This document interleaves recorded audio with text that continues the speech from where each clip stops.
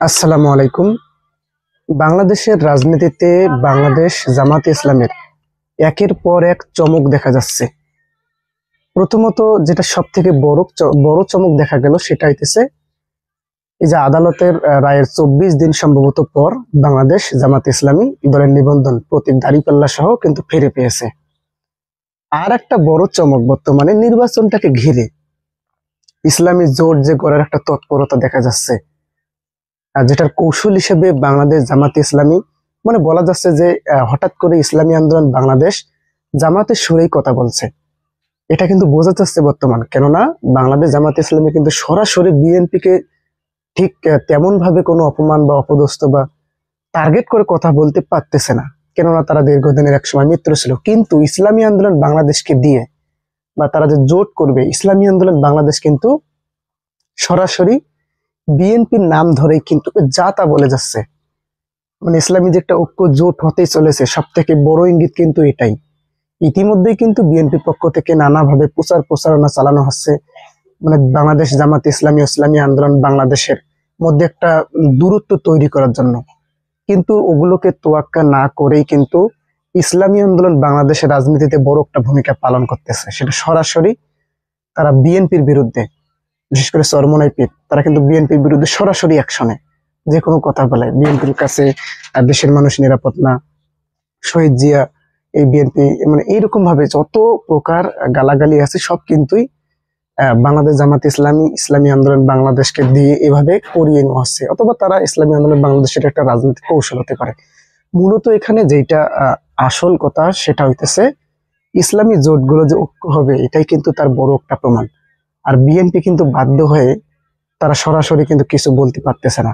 তারা জুনায়েদ সাকিকে কিন্তু লাগিয়ে দিয়েছে যে এই যে ইসলামী জোটের পিছনে অন্য কিছু ঘটতেছে কিনা এরকম তদন্ত করা ব্যাপারে। আসলে মজার বিষয় হলো ইসলামী আন্দোলন বাংলাদেশ কোনো কিছু তোয়াক্কা না করে কিন্তু বিএনপির বিরুদ্ধে যা তা বলে যাচ্ছে যে আওয়ামী লীগ বিএনপি একই গাছের দুইটি ডাল, এইরকম একটা মানে বিএনপিকে কিভাবে আর কি খাটো করা যায়, বা বিএনপির যে বর্তমান যে খাটো তো করা না, আসলে বিএনপির ন্যায্য কথাগুলো, বিএনপি যে অপকর্মগুলো করতেছে সেগুলোর বিষয়ে সরাসরি কিন্তু সোচ্চার ইসলামী আন্দোলন বাংলাদেশ। বলা হচ্ছে যে এর নেতৃত্বে কিন্তু বাংলাদেশ জামাতে ইসলামী রয়েছে। কেননা তারা কিন্তু খুবই তোড়জোড় শুরু করে দিয়েছে যে ইসলামী দলগুলোর ঐক্যের ব্যাপারে। তারা খুবই চেষ্টা করতেছে, যে খুবই আশাবাদী তারা যে ইসলামী দলগুলোর ঐক্য হবে এবং ঐক্য প্রতিষ্ঠা করেই কিন্তু তারা ছাড়বে। তো রাজনীতিতে বিএনপির জন্য এইটা একটা খারাপ দিন যাচ্ছে, সামনে নির্বাচনে খারাপ দিন যাবে।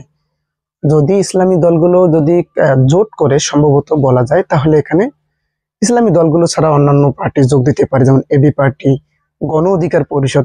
বিপিন যেহেতু বিএনপির সঙ্গে ছিল, তারপরে বিএনপির কিছু মার খেয়ে কিন্তু এখন পোল্টি মেরে দিয়েছেন বলে বলা যাচ্ছে তারা এখন ইসলামী দলগুলোর সঙ্গে ঐক্য করবে।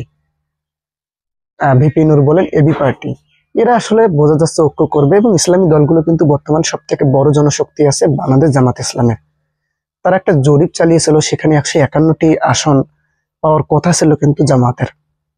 তবে সেখান থেকে আমরা যদি জরিপে ধরেন কোনো ত্রুটি হতে পারে, ওই জন্য 51টি আসন যদি বাদ দিই 100টি আসন কিন্তু জামাত পেতে পারে। আর অন্যান্য বাকি যে দলগুলো আছে জোট করার ব্যাপারে, তারা যদি আসলে এইভাবে কমপক্ষে 50টি আসন পায় বা তার বেশি পায়, তাহলে কিন্তু রাজনীতিতে ক্ষমতায় কিন্তু ইসলামী দলগুলো যেতে পারে। যদি নাও যায়, বিএনপির বিরুদ্ধে কিন্তু সব থেকে বড় শক্তি এখানে হবে ইসলামী দলগুলো, প্রধান বিরোধী শক্তি কিন্তু হবে, যার ইঙ্গিত কিন্তু ইতিমধ্যেই তারা শুরু করে দিয়েছে। ইসলামী আন্দোলন বাংলাদেশ সরাসরি কিন্তু বিএনপির নাম নিয়ে যা তা বলতেছে, কিন্তু বিএনপির আসলে এখানে কথা বলার কোনো সুযোগ থাকছে না, বিএনপি কোনো প্রতিবাদ করতে পারছে না। কিন্তু মজার ব্যাপার দেখেন, যদি এটা বাংলাদেশ জামাত ইসলামী এইভাবে প্রতিবাদ করতো তাহলে কিন্তু বিএনপির সুযোগ ছিল কিছু বলার। কিন্তু ইসলামী আন্দোলন বাংলাদেশ এখানে যেভাবে কড়া ভাষায় বিএনপির সমালোচনা করতেছেন, এখানে বিএনপির আসলে অসহায়, বিএনপি আসলে কোনো প্রতিবাদ করার ভাষা খুঁজে পাচ্ছেন না। তো এইভাবেই হয়তো ইসলামী দলগুলোর ঐক্য হচ্ছে, কিন্তু ঐক্য জোট যে হয়েছে তার একটা নমুনাই আমরা দেখতে পাচ্ছি। তো এটা কি আপনারা আসলে কিভাবে দেখছেন? অবশ্যই কমেন্ট করে জানাবেন। ধন্যবাদ। আসসালামু আলাইকুম।